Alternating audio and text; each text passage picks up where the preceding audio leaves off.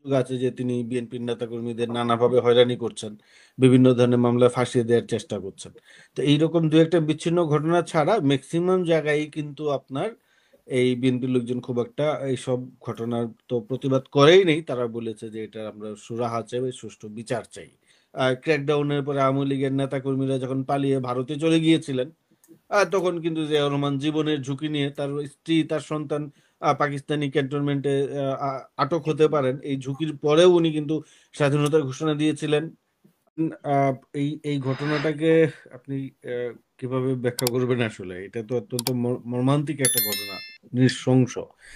আহ আমাদের যেটা হচ্ছে যে গত 17 বছরে যে আমরা আওয়ামী লীগের যে একটা ফ্যাসিস্ট দুঃশাসনের মধ্য দিয়ে গিয়েছি, এই সময় কিন্তু আমাদের সমাজটাকে একদম ধ্বংস করে দেওয়া হয়েছে।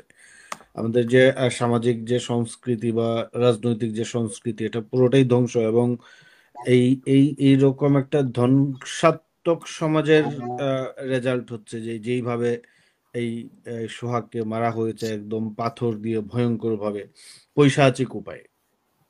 তো এটা আসলে আমি মনে করি যে এটা আমাদের গত 17 বছরের যে একটা দুঃশাসন ছিল রাজনৈতিক এবং সামাজিক ক্ষেত্রে, সেটার একটা কুফল। এটা হচ্ছে একটা বিষয়। এখন এইখানে আমরা যেটা লক্ষ্য করলাম, আপনি যেটা বললেন যে এই যে আপনি সম্ভবত ওই যে মহাসচিবের কথাটাই বলতে চাচ্ছেন যে বিএনপি বা হুম। তারেক রহমানকে লক্ষ্য করা হয়েছে। এই ঘটনাতে দেখবেন যে বিএনপি কিন্তু শুধু এই ঘটনাই না, অন্যান্য যত ঘটনাই আছে, বিএনপির লোকজন যেই ধরনের অপরাধমূলক কর্মকাণ্ডে জড়িত আছে, চাঁদাবাজি, সন্ত্রাসী কর্মকাণ্ড, এটা কিন্তু বিএনপি অস্বীকার করছে না।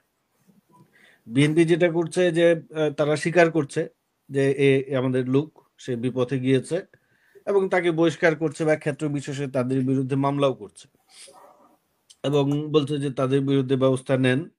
তো সেই জায়গায় একটা পাল্টা প্রশ্ন আসতে পারে যে অনেকেই বলে থাকেন যে আপনাদের লোকজন তো আটক করলে লোকজন গিয়ে থানা ঘেরাও করে। এই পর্যন্ত চিহ্নিত অপরাধী বা যারা একদম প্রকাশ্যে এরকম সন্ত্রাসী কর্মকাণ্ড করেছে, এরকম কাউকে পুলিশ আটক করেছে বা থানা আটক করেছে এরপরে বিএনপির লোকজন থানা ঘেরাও করেছে, এরকমটা দেখা যায় নাই। দু একটা জায়গায়, হুম। দুইটা জায়গায় যেটা হয়েছে আপনার কুমিল্লার মুরাদনগর থানায়, আর একটা হয়েছে পাবনা না সিরাজগঞ্জের দিকে, দুইটা ঘটনা আমরা জানি। লালমনিরহাটে যে যেখানে লোক আটক করার পরে, পুলিশ আটক করার পরে থানা বিএনপির লোকজন ঘেরাও করেছিল। তো সেই জায়গায় মুরাদনগরের যে অভিযোগটা কিন্তু আমরা শুনি যে সেখানে উপদেষ্টা আসিফ মাহমুদের এলাকা, এবং তার বাবা নির্বিচারে নির্বাচনী কর্মকাণ্ড পরিচালনা করছেন সরকারি অর্থায়নে। এবং সেইখানে তার বিরুদ্ধে অনেক দিন ধরে অভিযোগ আছে যে তিনি বিএনপির নেতাকর্মীদের নানাভাবে হয়রানি করছেন, বিভিন্ন ধরনের মামলায় ফাঁসিয়ে দেওয়ার চেষ্টা করছেন। তো এইরকম দু একটা বিচ্ছিন্ন ঘটনা ছাড়া ম্যাক্সিমাম জায়গায় কিন্তু আপনার এই বিএনপির লোকজন খুব একটা এইসব ঘটনার তো প্রতিবাদ করেই নেই। তারা বলেছে যে এটা আমরা সুরাহা চাই, সুষ্ঠু বিচার চাই।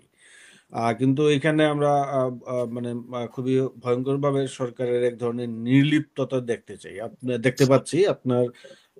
যেই দিন, এই শুক্রবার দিন তো ঘটনাটা হলো, শুক্রবার দিন সমকালে, শুক্রবার বা বৃহস্পতিবার সমকালে প্রকাশিত একটি প্রতিবেদনে বলা হয়েছে যে জানুয়ারি, ফেব্রুয়ারি, মার্চ, এপ্রিল, এই 4 মাসে পুলিশ সদর দপ্তরের হিসাবে বলা হয়েছে 4 মাসে সারা দেশে 1300 কতজন বা 200 কতজন মানুষ হত্যাকাণ্ডের শিকার হয়েছেন। এবং শুধুমাত্র ঢাকাতেই এই 4 মাসে 136 জন খুনের শিকার হয়েছেন। তার মানে আইন শৃঙ্খলা পরিস্থিতির যে ভয়াবহ অবনতি ঘটেছে, এবং এটা যে সরকার পারছে না কোনোভাবেই নিয়ন্ত্রণ করতে, এটা আমরা মোটামুটি নিশ্চিত। এখন প্রশ্নটা হচ্ছে সরকার কি ইচ্ছা করে পারছে না, নাকি আহ, করতে মানে করতে পারছে না, তাদের সেই ক্যাপাসিটি নেই।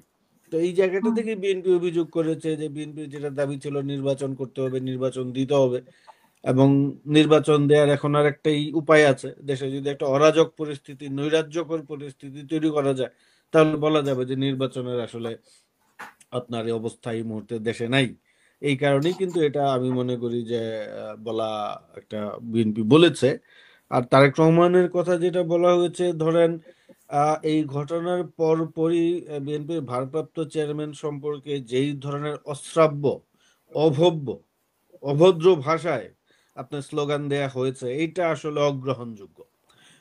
শুধু আপনি মনে করেন যে ভারপ্রাপ্ত চেয়ারম্যান তারেক রহমানই না, আহ, জিয়াউর রহমান সম্পর্কেও মিছিল করা হয়েছে, অত্যন্ত অশালীন অশোভন ভাষায় মিছিল করা হয়েছে।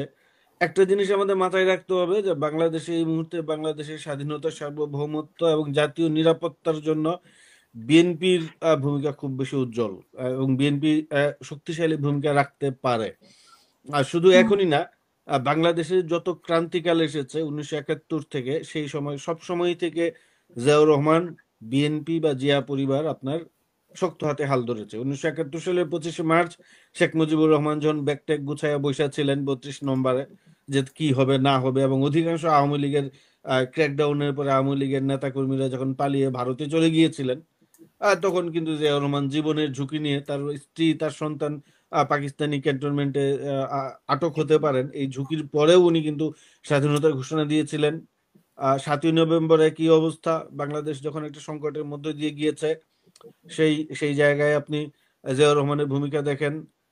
এরশাদের আমলে যখন আওয়ামী লীগ এবং জামায়াতে ইসলামী দুই দলই 86 সালে এরশাদের অধীনে নির্বাচনে গিয়ে জাতীয় বেইমান হিসাবে পরিচিতি লাভ করলো, নিজেরাই বলেছিল, শেখ হাসিনাই বলেছিল যে যারা নির্বাচনে যাবে, তারাই জাতীয় বেইমান হিসেবে চিহ্নিত হবে, এবং জামাত জাতীয় বেইমান হিসেবে নিজেদেরকে চিহ্নিত করার জন্য আওয়ামী লীগের পিছু পিছু নির্বাচনে অংশগ্রহণ করেছিল। এবং তারা এমনও গিয়েছে যে তারা আহ, এরশাদের বিরুদ্ধে আন্দোলন করতে অস্বীকৃতিও জানিয়েছে, গাইগুই করেছে। আপনারা জানেন সেটা, যে শেষ পর্যন্ত খালেদা জিয়ার নেতৃত্বে 8 দল আর 15 দলের মিছিল হয়েছে, 7 দলের, শহীদ মিনার থেকে। সেখানে আওয়ামী লীগের জাসদ সবাই ছিল, কিন্তু শেখ হাসিনা যান নাই। 91 আবার বিএনপি ক্ষমতায় আসলো। এই 2024-এও কিন্তু ধরেন এই যে ক্রান্তিকাল যে আমরা যে বলি, যে আমাদের যে বিপ্লব বা অভ্যুত্থান যেটাই বলি, সেখানে একটা হিউজ পার্টিসিপেশন ছিল বিএনপির, জনসংখ্যায় বলেন, আর্থিক দিক দিয়েই বলেন। কিন্তু সমস্যাটা হচ্ছে এরা এখন অস্বীকার করতে চায়। এই আওয়ামী লীগ যেমন জুলাইকে এই মুক্তিযুদ্ধকে কুক্ষিগত করেছে, মুক্তিযুদ্ধের ব্যবসা, চেতনার ব্যবসা চালু করেছিল, বাংলাদেশে গিয়ে দেশ ছেড়ে পালিয়ে যেতে বাধ্য হয়েছে।